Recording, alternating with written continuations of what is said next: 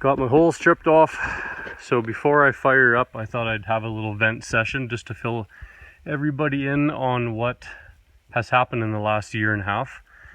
I put in a permit for the claim, 2 claims over. It's just a big grass field that the cattle have been grazing on for years and years and years.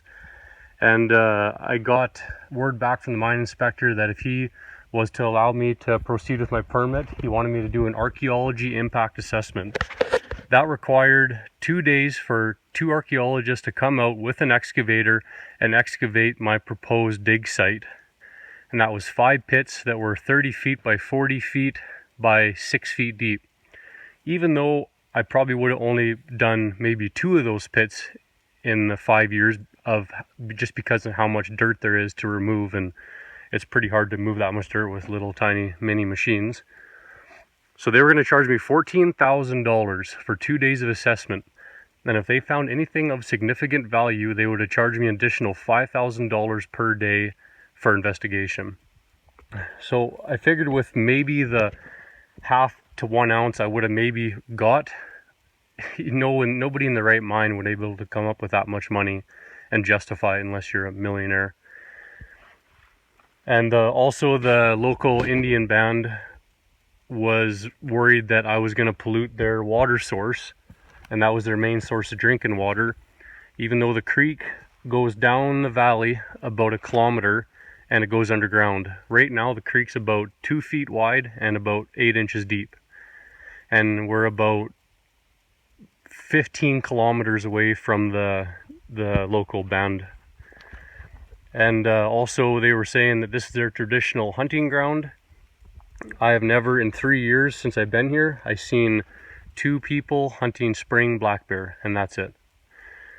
The rest have been cattle as it came through here. This has been logged, recreational users, fishermen, quadders, cattle ranchers. Everybody that you can imagine could possibly use this as a recreational property has done it sometime or another. So this just took me about 45 minutes, maybe an hour, to strip off the 4 inches of roots and topsoil. Got a nice neat pile stored right there. Took me about an hour by hand. That would have took me about a minute to do with a machine. And then that dirt would have been removed out of that hole, set off to the side. Once the hole's 6 feet deep, I would have put this machine facing the pit, and all the dirt would have been processed through the machine back into the hole, and the topsoil covered back up with little to no effort, and the exact same result without the back-breaking labor of doing it all by hand. And just to show you how the reclamation actually looks, this was the hole that we dug last spring, and you cannot tell where the hole was. And over in here,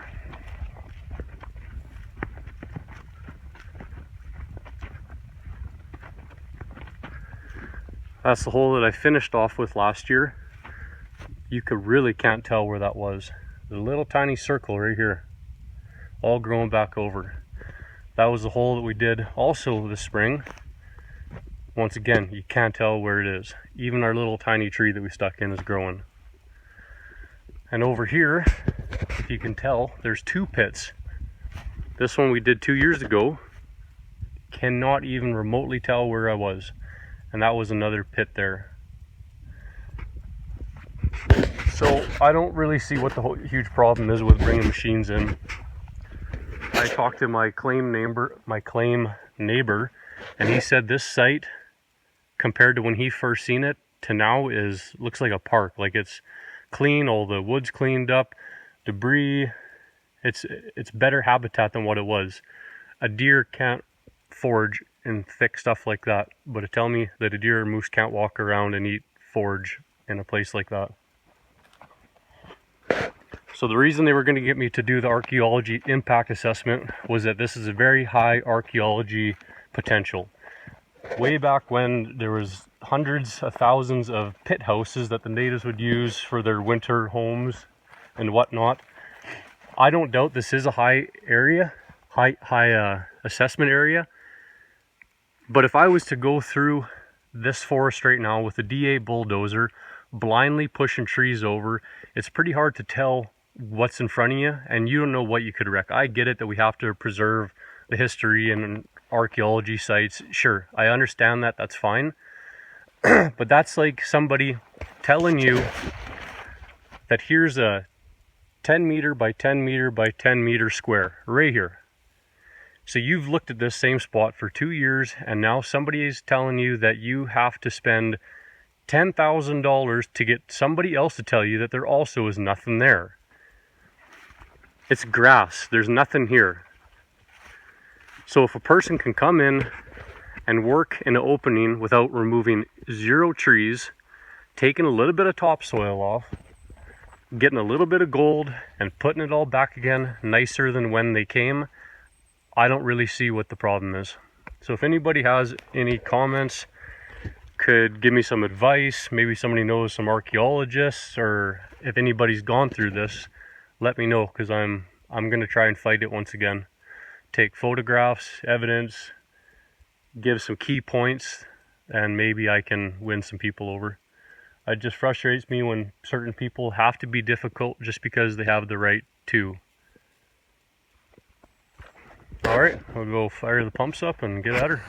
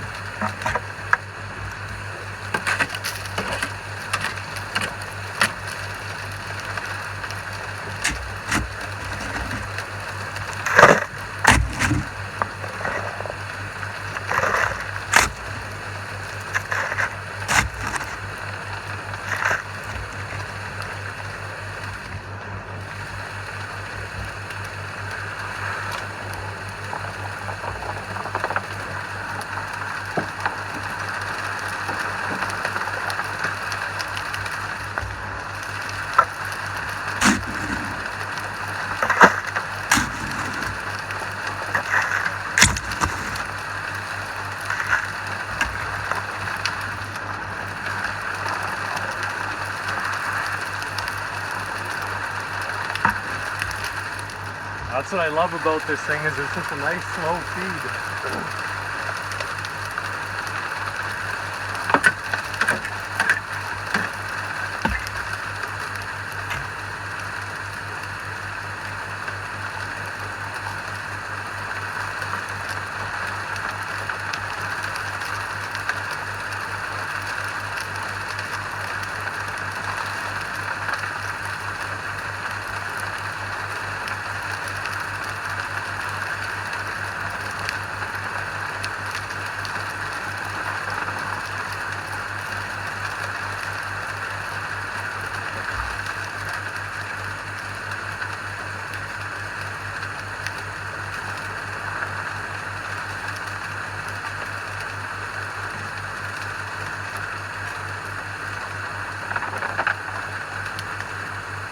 Rocks are rolling by, it's not getting caught up in the riffle, so I think it's working pretty good.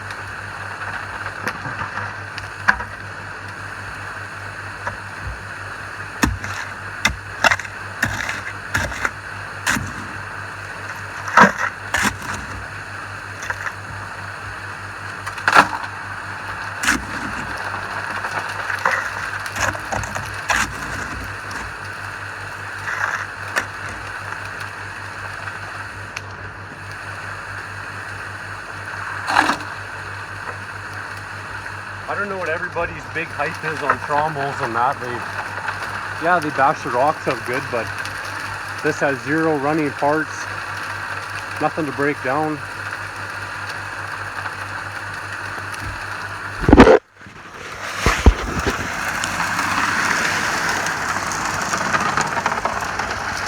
Kind of interested to see what the capture rate is. This thing has 4 times the surface area is my 8-inch highbanker. Everything's doubled in size, width and length.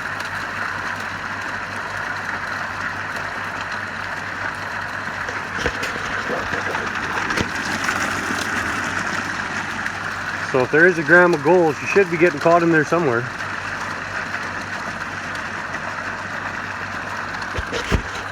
That looks pretty neat, that big wide sluice.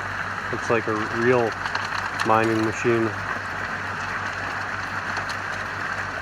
Well, I had to stop for a break there.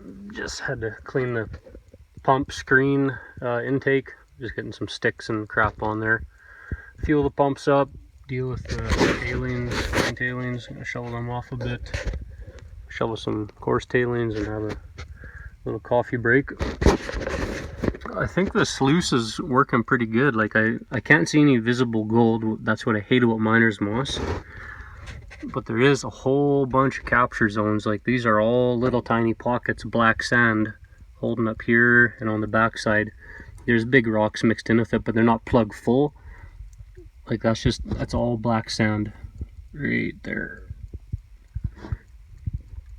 And every which way, all the way up, there's little tiny pockets of black sand right behind that riffle, which is perfect. They're emptying out a little.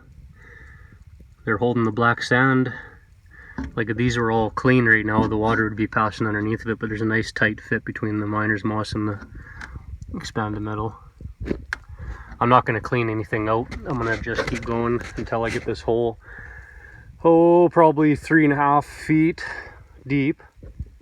So as fast as I can burn through that, that'll be the deciding factor on when I'll pack up and head her out. I'm not going to clean anything out. When I'm done this hole, I'll fold the high banker up, load her on the trailer, and take her home and clean the mats at home so that everybody can see the end result.